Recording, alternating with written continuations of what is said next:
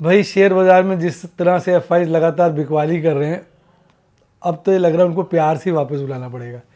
तो मैं सोच रहा था क्या करें जिससे वो वापस आ जाए। तो मुझे एक बड़ा प्यारा गाना दिमाग में आया, तो सोच रहे हैं आप लोग भी गाइए ताकि एफ लौट के आएँ और बाज़ार ठीक हो। वो गाना है, ओ जाने वाले हो सके तो लौट के आना, इस मार्केट को डार्लिंग कहीं तुम भूल न जाना, हो ओ जाने वाले हो सके तो लौट के आना। भाई एफ आई लौट आओ यार। भाई देखो, इन ए लाइटर मूड हमने कह दिया भाई एफ आई लौट आओ। ना वो हमारा गाना सुन रहे, ना वो हमारे गाने सुन भी ले तो लौट के आने वाले, अगर उन्होंने नहीं आना। पर ठीक है, हमारा काम है, अपना काम कर रहे हैं। भाई मुझे क्या लग रहा है, आज मैं इस बात पे चर्चा करूँगा, बड़ी सीरियस टॉक है।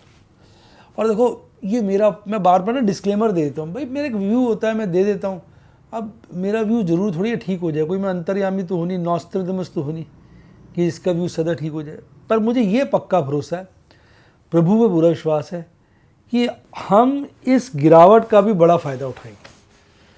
और साल ओवरऑल तो ठीक ही बीता है, लेकिन मुझे लग रहा है जो झटका लगा है एफएनओ में, उससे डबल प्रॉफिट हमें हो जाएगा। बस it is a matter of time to have patience. और मैं बिल्कुल उस रास्ते पे चल रहा हूँ बड़े सिस्टमेटिकली, और मुझे लगता है अच्छा हमें एक बेनिफिट आने वाले वक्त पे मिलना चाहिए। तो आपको क्या लग रहा है, बाज़ार का झुकाव किस तरफ है? आज बाज़ार अच्छा बढ़ा है, अब क्या लग रहा है? मैं रोज़ पूछता हूँ ये, क्योंकि लोगों के विचार बदलते रहते हैं। मेरा विचार तो लगातार वही है कि बाज़ार एक बड़ा लंबे फेज़ के लिए डाउन ट्रेंड में चला गया और ये टाइम लेगा अब की बार बाहर आने में। फिर भी मैं जानना चाहूँगा आपका विचार, तो डार्लिंग लिख डालिए कमेंट में, क्योंकि आप जानते हैं क्या, मैं सारे कमेंट पढ़ता हूँ।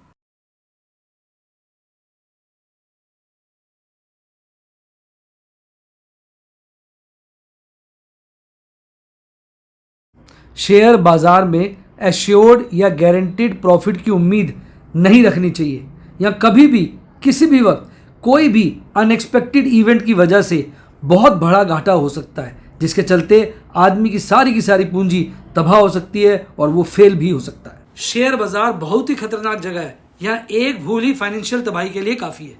मैं केवल एजुकेशनल वीडियोस ही बनाता हूँ, मैं कोई बाय सेल रिकमेंडेशन नहीं देता हूँ। चर्चा किए गए स्टॉक उदाहरण के लिए हैं और खरीदने या बेचने की कोई रिकमेंडेशन नहीं है। मेरा यह मानना है कि शेयर बाजार में निवेश किसी के कहने पर नहीं करना चाहिए, बल्कि अपने रिस्क एपेटाइट और जानकारी के हिसाब से करना चाहिए। सदा याद रखें, जिसने ली टिप उसकी हुई डिप। शेयर बाजार में निवेश जोखिमों के अधीन है। निवेश करने से पहले सभी संबंधित दस्तावेजों को ध्यान से पढ़ें। हाय गाइस, आपका स्वागत है आपके अपने show MKJ talks for investment इन हिंदी में। कैसे हैं आप भैया? आज बाज़ार बहुत भागा, तो मैंने कुछ शॉर्ट किए थे आज, उनके अगेंस्ट के लॉन्ग नहीं कर पाया।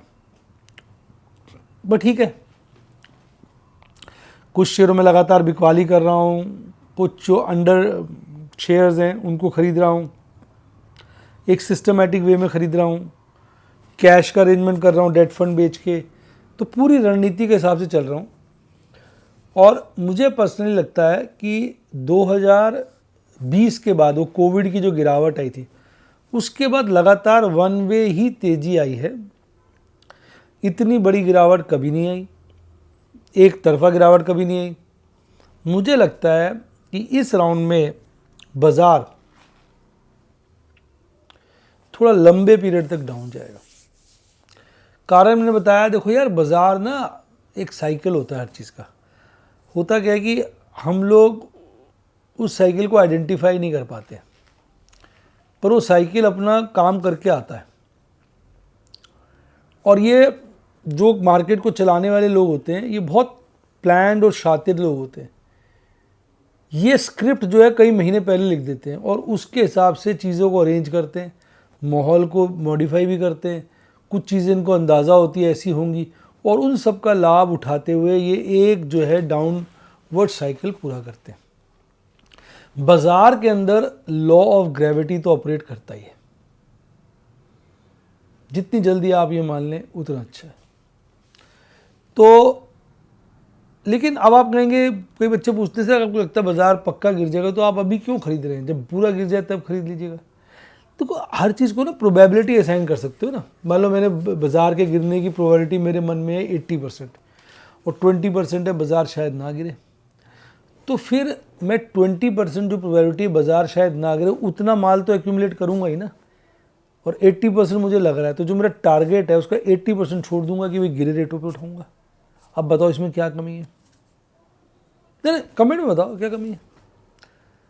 यही तो रणनीति है। मैं कोई बार बार बोलता हूँ नॉस्ट्रेडमस थोड़ी हूँ, नॉस्ट्रेडमस की मैंने देखा हुआ भविष्य ऐसे होगा।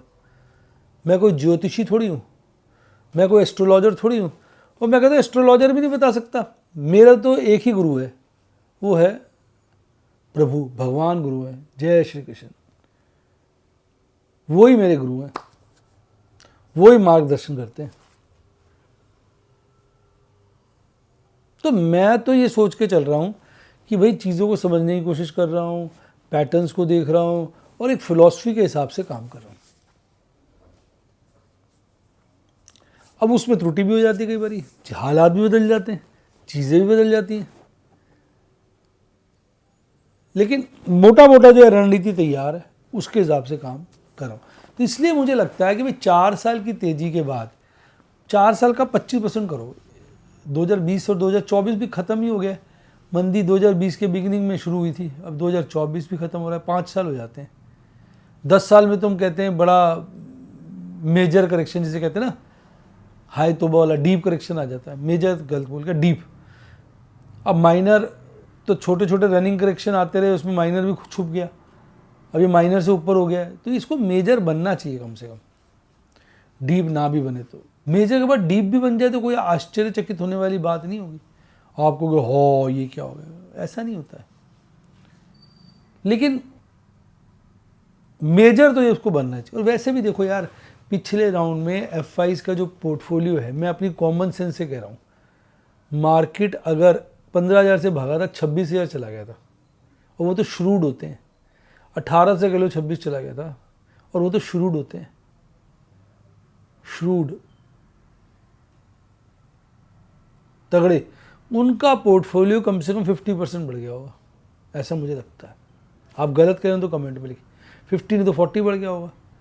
तो एक आदमी का पोर्टफोलियो 40% बढ़ गया, तो वो उसका 5%, 7%, मैं कहता हूँ 10% माल बेच दे तो भी क्या दिक्कत है।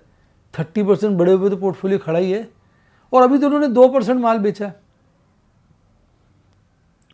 और तुम्हें लगता है वो नीचे के रेट पे बेच रहे हैं, वो नीचे के रेट पे नहीं बेचते हैं। वो जब मन बना लेते हैं ना, ऊपर ही बहुत सारे फ्यूचर काट देते हैं, और फिर क्या करते हैं, बाजार गिरते फ्यूचर, जैसे समझो मैं बताता हूँ, जैसे कोई शेयर 100 रुपये का है और उन्होंने 100 रुपये का फ्यूचर काट दिए,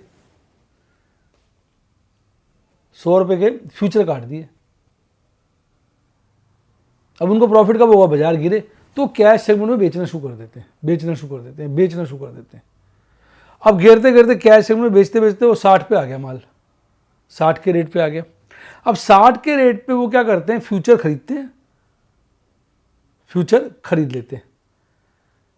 तो हमें क्या लग रहा है कि उनका माल जो उनको देखो 100 पे बेचा, 60 पे खरीदा, 40 रुपये का वो प्रॉफिट हो गया, और वो 100 से कैश बेचते बेचते बेचते 60 पे ले आए। तो उन्होंने 60 पे थोड़ी सारा माल बेचा है, 100 से लेकर 60 के बीच बेचा है। अगर जितना उन्होंने फ्यूचर प्लस किया तो उतना माल बेचते बेचते जब वो 60 पे आया तो उनका सारा माल बिक गया, तो वहां उन्होंने फ्यूचर काटे और नीचे में फ्यूचर प्लस कर लिए, तो फ्यूचर पे 40 बचे, और उन्होंने माल 100 से बेचा था 60 तक, एवरेज ले लो 80 का उनका कैश बिका, 40 का प्रॉफिट फ्यूचर में आ गया, तो उनका तो 120 का माल बिक गया ना। अब ये तुम्हें समझ में नहीं आएगा, जबकि शेयर पहुंचा 100 पे था, यानी 100 पे माल बेचना चाहते थे, बिक 120 का गया। जरा समझिए कैसे, मैं फिर से एक बार रिपीट करता हूँ, ध्यान दीजिएगा, जब वीडियो लंबी हो जाती है इस चक्कर में। भाई 100 पे उन्होंने फ्यूचर काटा और 100 पे वो शेयर जो है बेचना शुरू कर देते हैं, बेचते जाते हैं, जितने फ्यूचर मतलब उन्होंने 1 करोड़ शेयर काट दिए 100 रुपये पे फ्यूचर में माइनस कर दिया। अब वो 1 करोड़ अगर शेयर बेचेगा धीरे धीरे तो शेयर का भाव 100 से 60 आ जाएगा, इतनी बड़ी डिलीवरी छोड़ेंगे जब वो, तो बेचते रहते हैं धीरे धीरे, F5 उठाते रहते हैं, बेचते रहते 60 का भाव आ गया।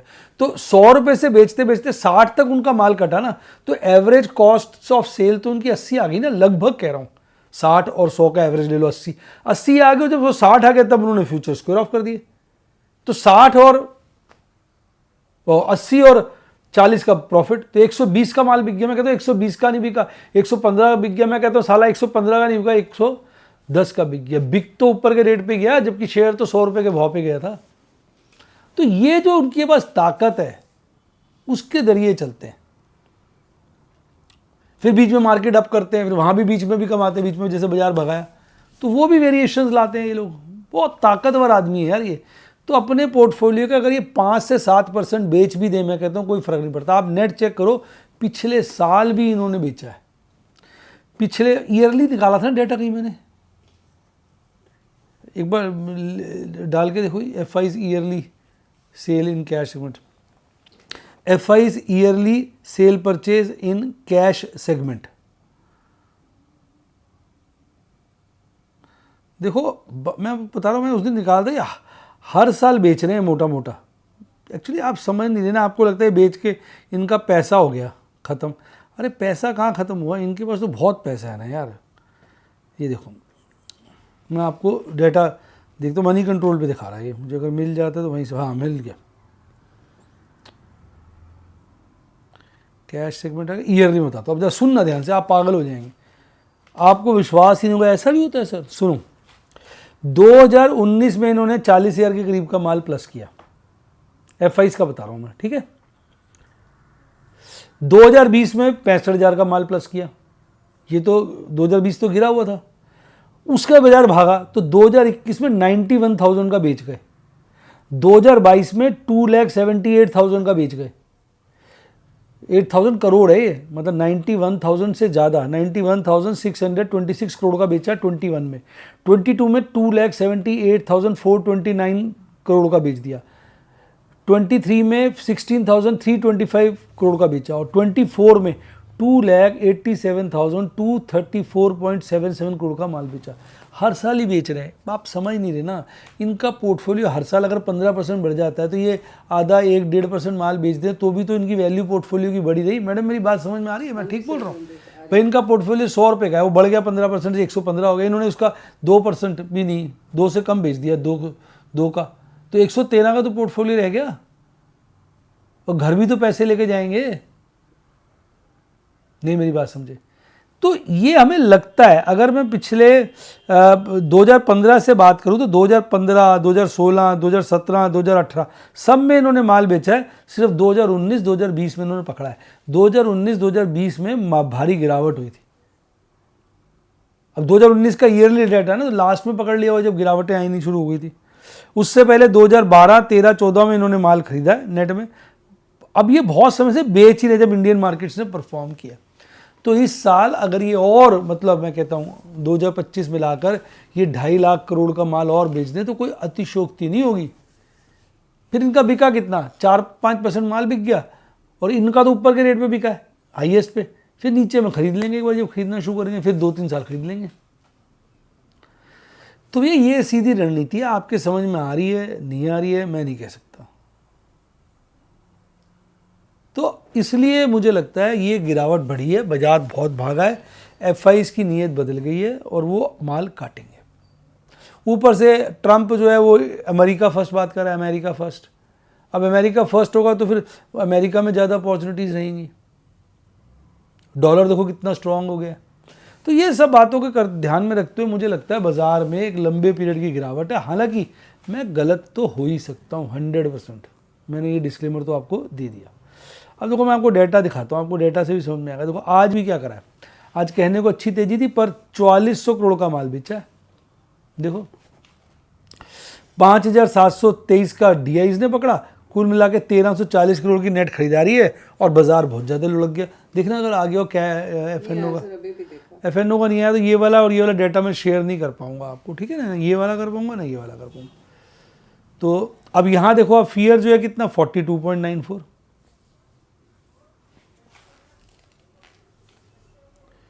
फियर जो यहाँ पर कम हो गया।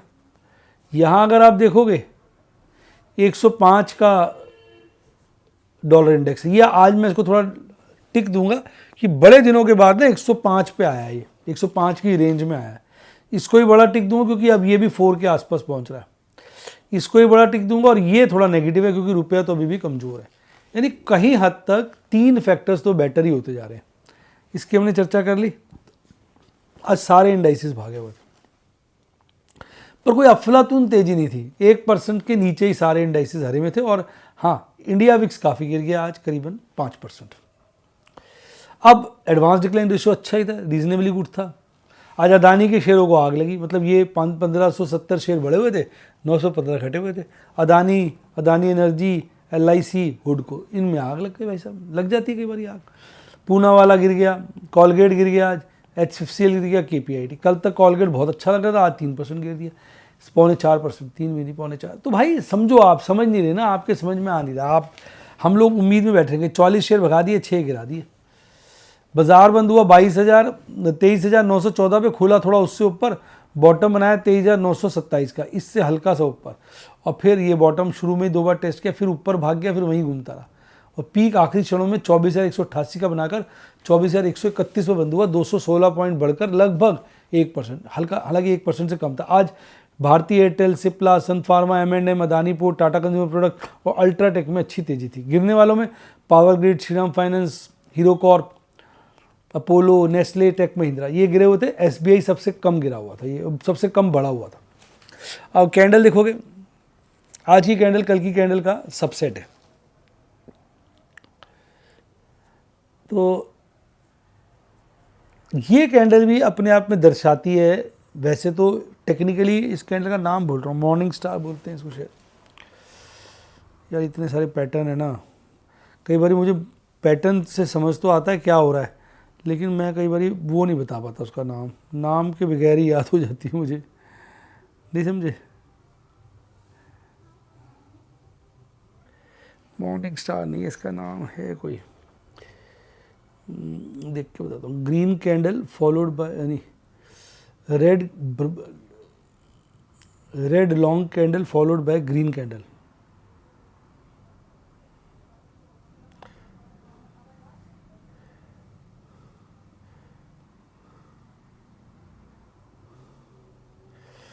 अरे यार पैटर्न याद नहीं आ रहा, चलो हो जाता है।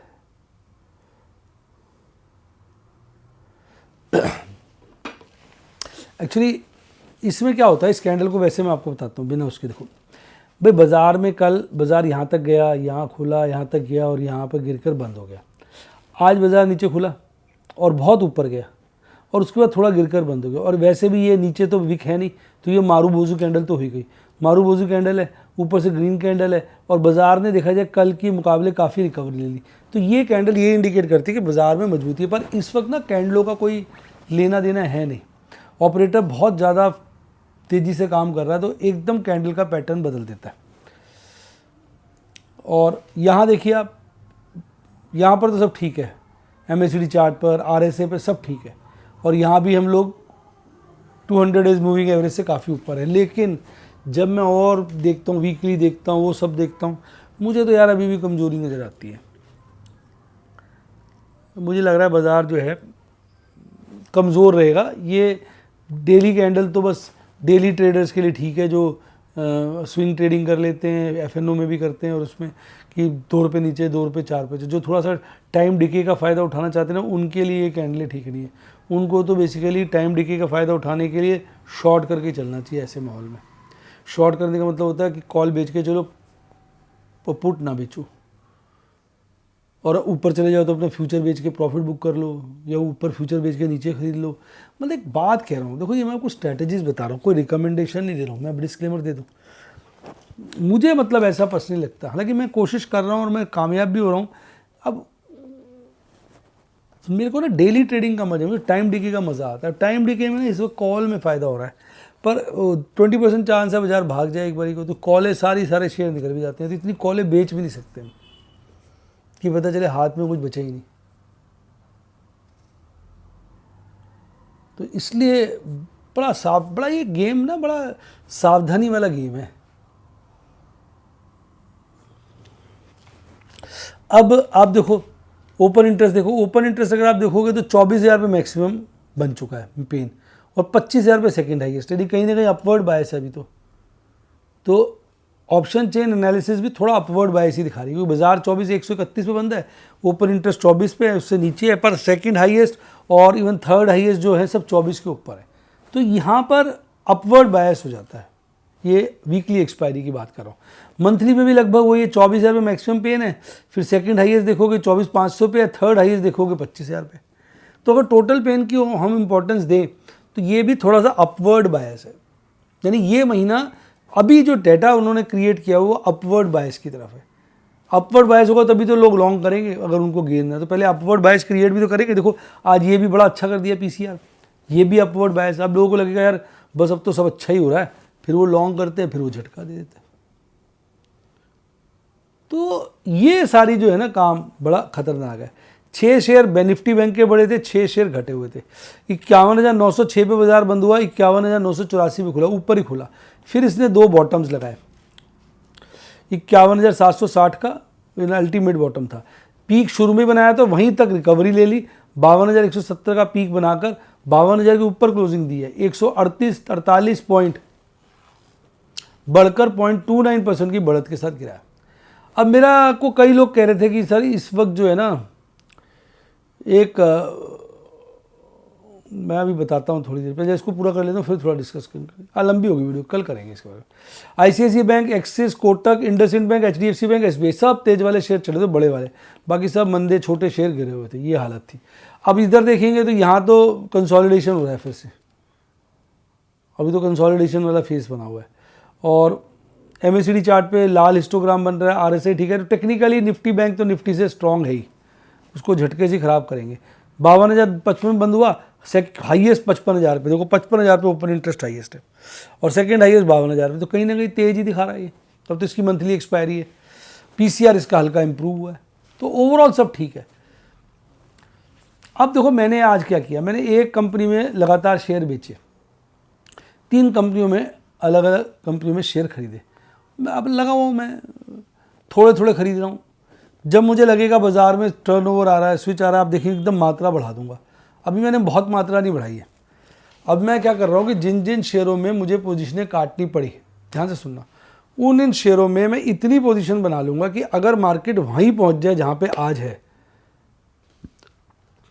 तो मेरा सारा का सारा FNO वाला लॉस जो है अच्छे से कवर हो जाए, एक बात। दूसरा, कैश सेगमेंट में तो प्रॉफिट मैंने कमाया ही है भी बहुत बड़ा, तो वो सारा लॉस कवर हो जाएगा, तो ओवरऑल मेरा प्रॉफिट बहुत बढ़ जाएगा। तो हॉरिजॉन जो है ना मेरा इस वक्त, वो थोड़ा लंबे पीरियड का हॉरिजॉन, इस वक्त मुझे लग रहा है थोड़ा सोच समझ के काम करने का वक्त है। मतलब हमें बिल्कुल भी ना, कहते सावधानी हटी दुर्घटना घटी वाली बात है। तो ये मेरा ओपिनियन है, मैं फिर डिस्क्लेमर दे दूँ भाई मैं गलत भी हो सकता हूँ। मैं तो अपने एक्सपीरियंस से चार्ट्स पे जो दिख रहा है, daily chart, monthly chart, data पुराना भी देखो, मैं कई डेटा खोजता था, तो आज ईयरली डेटा भी देखा था, देखो पता मुझे सब कुछ होता है। मेरी प्रॉब्लम क्या है कि ज़्यादा चीज़ें पता होने की वजह से क्या होता है, दिमाग में ना नाम भूल जाते हैं। जैसे मैं कैंडल स्टिक पैटर्न का नाम बोल रहा हूँ, पर मुझे कैंडल समझ में आ रही है ये क्या कह रही है, नाम तो बस होता है कम्युनिकेट करने के लिए, तो वो ध्यान से निकल जाता है कई बार। तो ऐसा नहीं, पता तो सब लग रहा है कि क्या चल रहा है क्या नहीं चल रहा है। जब आपको कैंडल समझ में आने लगेगी तो आप कई चीज़ें सीखोगे, और कई बार आपको विरोधाभास होगा। आपको जैसे मेरा दिल है, दिल कहता नहीं बाजार इतना नहीं गिरेगा, तो सच बता रहा हूँ, मेरा दिल कहता बाजार नहीं गिरेगा, चढ़ जाएगा। वो दिल कह रहा है ना, दिमाग कह रहा है, जब देखो चार्ट ये कह रहे हैं, डेटा ये कह रहा है, लॉजिकल ये लग रहा है, तो बाजार क्यों नहीं गिरेगा? अभी गिरेगा तभी तो मजबूती होगी। ऐसे चढ़ता रहेगा तो सारी करोड़पति बन जाएंगे। तो ये है सारी कार्य।